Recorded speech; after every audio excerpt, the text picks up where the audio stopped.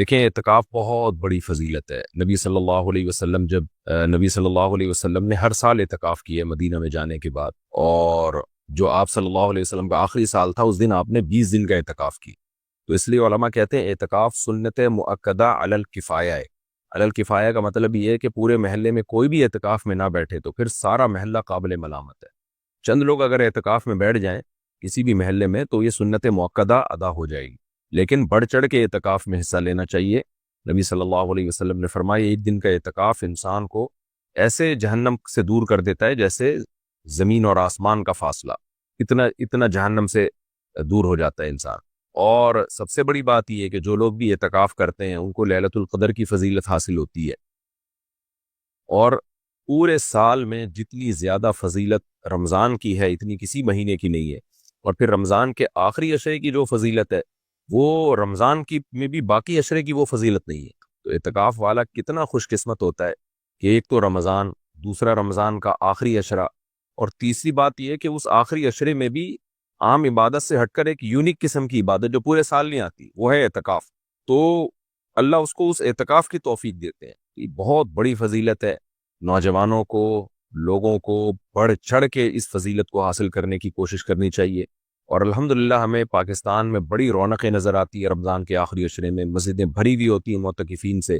یہ وہ لوگ ہیں جو اللہ کی خاطر اپنا گھر بار چھوڑ کر اللہ کے گھر میں آ کے پڑھ جاتے ہیں، اللہ کے در پہ آ کے پڑھ جاتے ہیں۔ اللہ کو کتنا اچھا لگتا ہوگا آپ جب کسی کے در پہ جا کے پڑھ جائیں، اس کو عزت دیں تو کتنا اس کو اچھا فیل ہوتا ہے۔ تو اللہ تو قدردان ہے، اللہ تو شکور ہے، تھوڑے پر بہت زیادہ نوازتا ہے۔ تو جب آپ اللہ کے گھر پہ جا کے پڑھ جاتے ہیں کہ میں نے اب یہاں سے نہیں جانا 10 دنوں تک، جب تک عید کا چاند نظر نہیں آتا میں اللہ کے گھر پہ پڑھا ہوں، رمضان کا آخری عشرہ ہے، اب تو اللہ سے اپنے آپ کو بخشوانا ہے، تو سوچیں اللہ کو کتنی محبت ہوگی اس شخص سے۔ تو اس لیے بڑھ چڑھ کے اعتکاف میں حصہ لینا چاہیے، اپنی مصروفیات کو آگے پیچھے کر دینا چاہیے۔ اگر آپ اعتکاف میں نہیں بیٹھیں گے آپ کا یہ بھی ٹائم ضائع ہو جائے گا اور دائیں بائیں چیزوں میں آپ لگ جائیں گے۔ تو اس سنت کو خوب زندہ کریں۔ البتہ کچھ مسائل ہیں سیکھ لینے چاہیے۔ ہم جب بھی کوئی کام کرتے ہیں اگر اس کے مسائل سیکھ کے کریں گے تو پھر وہ کام صحیح ہوگا، اگر مسائل سیکھے بغیر کریں گے تو کام خراب ہو جائے گا۔ ایک آدمی نماز سیکھے بغیر پڑھنا شروع کر دیتا ہے، 2 کے بجائے 3 رکعتیں پڑھ رہا ہے، وضو نہیں کر رہا، تو اس کا نماز پڑھنا نہ پڑھنا برابر ہے۔ تو ایک اعتکاف بھی ایک شرعی عبادت ہے، اس شرعی عبادت کو شریعت کے مسائل سیکھ کے ہی کرنا چاہیے۔ کچھ اعتکاف کے آداب ہیں، کچھ مسائل ہیں۔ مرد اور خواتین کے اعتکاف سے متعلق بھی ایک اختلافی مسئلے پر بحث چھڑ جاتی ہے کہ کیا خواتین گھروں میں اعتکاف میں بیٹھ سکتی ہیں۔ دیکھیے، مسجدوں میں خواتین کا اعتکاف میں بیٹھنا تو فتنے سے خالی نہیں ہے۔ صحیح بخاری میں حضرت عائشہ رضی اللہ تعالی عنہ کا قول ہے کہ لو کان النبی رأى ما رأينا لمنع نساءنا كما منعت نساء بنی اسرائیل۔ نبی اگر ہمارے زمانے کی خواتین کو دیکھ لیتے تو خواتین کو مسجد میں آنے سے روک دیتے، جیسے کہ بنی اسرائیل کی عورتوں کو روک دیا گیا۔ تو اسی بیس پہ فقہا کا شروع سے اختلاف ہے کہ خواتین مسجد میں نماز کے لیے جا سکتی ہیں یا نہیں جا سکتی، لیکن بہرحال اس زمانے میں ہماری رائے یہی ہے کہ خواتین کو مسجد میں نماز کی اجازت دینی چاہیے، کیونکہ نہ آنے میں جانے میں بھی فتنہ ہے اور نہ آنے میں زیادہ سنگین نوعیت کا فتنہ ہے کہ بالکل دین اور مذہب سے دور ہو جائیں گی۔ اس پر میں کئی بار بیان کر چکا ہوں۔ لیکن اعتکاف کا مسئلہ زیادہ خطرناک ہے، تو ہمیں اس طرح ملتا نہیں ہے کہ بعد میں اسلاف میں اس طرح خواتین مسجدوں میں اعتکاف میں بیٹھی ہوں، تو اس کا معمول ہمیں ملتا نہیں ہے اسلاف کے دور میں۔ تو خیر اختلافی مسئلہ ہے، اس میں شدت جائز نہیں ہے۔ تو ہماری رائے یہی ہے کہ خواتین مسجد میں اعتکاف میں نہ بیٹھیں، اور جو اس کے بارے میں جو حالات ہیں، یعنی جو مشاہدات ہیں، جو لوگوں کے مشاہدات، جو تجارب جو لوگوں نے شیئر کی ہیں، وہ بھی یہی ہے کہ اس میں بڑا فتنہ ہوتا ہے، کیونکہ آج کل خواتین کو پردے کے حکام اور خوشبو نہ لگانا اور بہت ریزرو رہنا مردوں سے، یہ بڑا مشکل ہو گیا کام۔ تو نماز کے لیے تو آئیں گی، چلی جائیں گی، اور وہ بھی زیادہ تر ظاہر ہے جمعے عیدین کے لیے آئیں گی۔ عام نمازوں میں تو خواتین ویسے بھی نہیں آتی، اور ان کے لیے گھر میں نماز پڑھنا بہرحال یہ مسجد میں نماز پڑھنے سے زیادہ افضل ہے۔ لیکن اعتکاف میں تو 10 دن بیٹھنا ہوتا ہے، تو اس میں بڑی بے پردگی کا خطرہ ہوتا ہے، بد نظری کا خطرہ ہوتا ہے۔ اس لیے ہماری رائے بہرحال یہی ہے کہ خواتین مسجد میں بہرحال اعتکاف نہ کریں۔ اب باقی علماء کا چونکہ اختلاف ہے، اس لیے شدت بہرحال ٹھیک نہیں ہے اس مسئلے میں۔ باقی گھر میں خواتین اعتکاف کریں گی، کر سکتی ہیں کہ نہیں کر سکتی، تو اس میں بھی دونوں طرف دلائل ہیں، اور دونوں طرف دلائل جاندار دلائل ہیں۔ جو حضرات کہتے ہیں کہ خواتین گھر میں اعتکاف نہیں کر سکتی، ان کی دلیل قرآن مجید کی آیت ہے وَأَنْتُمْ عَاكِفُونَ فِي الْمَسَاجِدِ۔ قرآن نے مسجد میں اعتکاف کا ذکر کیا ہے، تو ظاہر ہے ہر عبادت کی کچھ شرائط ہوتی ہیں، تو قرآن نے جو شرط بیان کی ہے اس شرط کی پابندی لازم ہوگی. تو اگر اعتکاف ہوگا تو مسجد میں ہوگا, نہیں ہوگا تو کہیں بھی نہیں ہوگا. یہ قول بھی بڑا مضبوط ہے دلیل کے لحاظ سے. لیکن احناف میں جس قول پہ فتویٰ دیا گیا ہے وہ یہ ہے کہ عورت گھر میں اعتکاف کر سکتی ہے, اور اس کے اپنے دلائل ہیں. میں نے 2-3 سال پہلے وہ بیان بھی کیے تھے, لیکن اب چونکہ میں اگر وہ دلائل کی دنیا میں جاؤں گا تو یہ بات کلپ بہت لمبا ہو جائے گا. تو جو فقہ حنفی کو جو فالو کرتے ہیں یا علماء احناف کو جو فالو کرتے ہیں, تو ان کے لیے گنجائش ہے ان خواتین کے لیے کہ وہ گھر میں اعتکاف کر سکتی ہیں. بہرحال اختلافی مسئلہ ہے, اور پھر میں نے بتایا کہ اس میں شدت جائز نہیں ہے. تو صدیوں سے خواتین گھروں میں اعتکاف کرتی آ رہی ہیں, لیکن گھر میں پھر اگر اعتکاف کرنا ہو تو سب سے بہتر تو وہ کمرہ ہے جس میں نماز کا معمول ہو. تو خاتون کسی کمرے کو نماز کو خاص کر دیں, یعنی نماز اسی میں ہوا کرے. نبی صلی اللہ علیہ وسلم نے ہمیں حکم دیا ہے کہ گھروں میں ایک کمرہ ایسا رکھنا چاہیے جو نماز کے لیے. تو ایسا کمرہ جس میں نماز پڑھی جاتی تھی, خاتون اس کمرے کو خاص کر دیں اعتکاف کے لیے, اگر اعتکاف کرنا چاہتی ہیں, اس قول پر عمل کرنا چاہتی ہیں جس میں گھر میں اعتکاف کی گنجائش ہے. تو اس کمرے کو خاص کر دیں. پھر اس کے وہی حکام ہوں گے جو مسجد کے حکام ہوتے ہیں, یعنی اعتکاف کے حق میں. ویسے وہ حکام نہیں بن جائیں گے جو مسجد کے ہوتے ہیں, لیکن اعتکاف کے حق میں وہی حکام ہوں. تو وہ حکام کیا ہیں بھائی؟ گھر کے اندر جب آپ نے کمرہ خاص کر لیا تو اعتکاف ٹوٹتا ہے بلا ضرورت مسجد سے باہر نکلنے پر. وہ خاتون جس کمرے میں اعتکاف کریں گی بلا ضرورت اس کمرے سے باہر نکلنے پر اعتکاف ٹوٹ جائے گا. اچھا, فقہ حنفی میں جو اس قول پہ فتویٰ دیا گیا ہے اس کی ایک وجہ یہ بھی ہے کہ کسی بہانے خواتین چلو رمضان کے آخری عشرے میں اللہ سے امید کی جا سکتی ہے کہ اعتکاف کی کچھ فضیلت ان کو مل جائے گی, کیونکہ اب مسجد تو جانے نہیں دیا جائے گا ان کو اعتکاف کے لیے, تو اب وہ بالکل ہی اس عبادت سے محروم ہو جائے.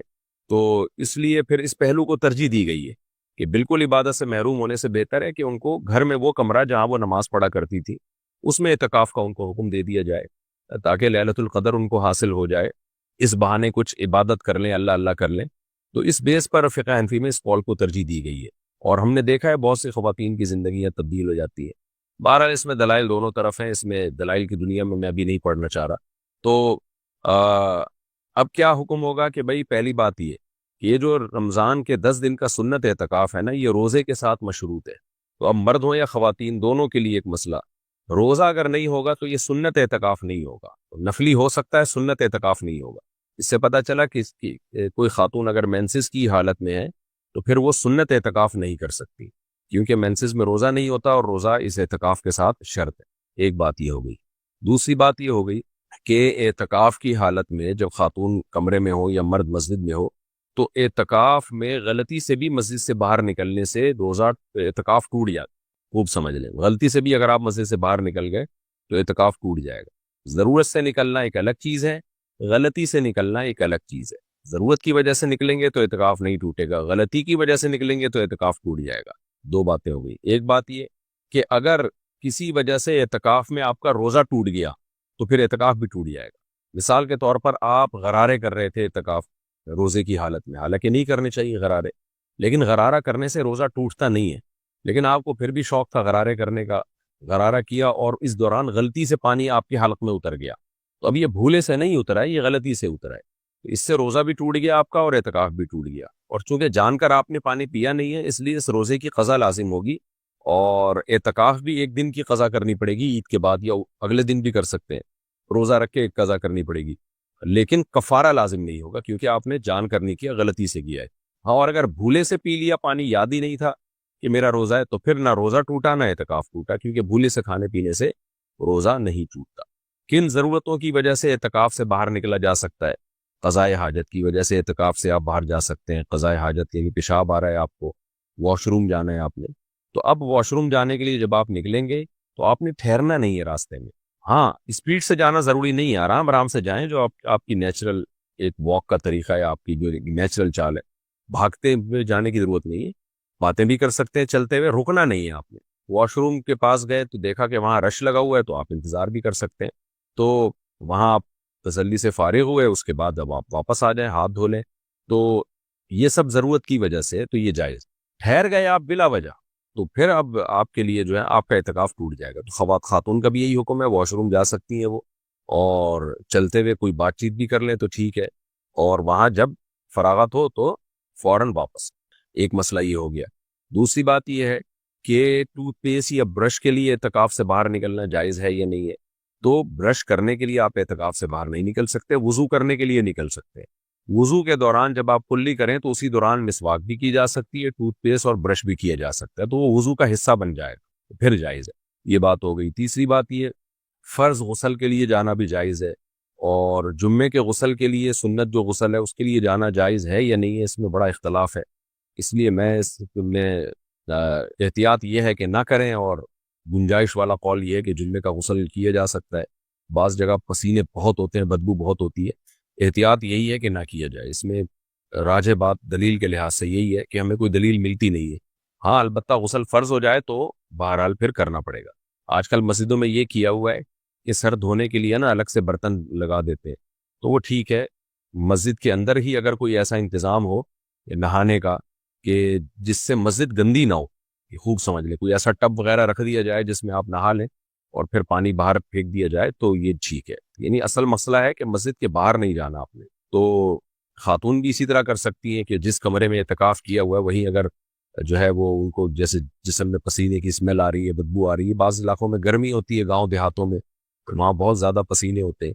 آج کل تو ایئر کنڈیشن روم ہے گھروں میں، لیکن ہر گھر میں ایسا نہیں ہوتا۔ جو غریب علاقے ہیں ان میں تو پسینے ہوتے ہیں، بیچاروں کو بہت تکلیف ہوتی ہے۔ تو ایسی صورت میں خاتون بھی اسی کمرے کے اندر اگر کوئی ٹب وغیرہ رکھ کے اپنے سر کو دھو لیں یا اپنے جو ہے وہ پسینہ وغیرہ دور کر لیں نہا کے، تو وہ ٹھیک ہے، ان کے لیے جائز ہے۔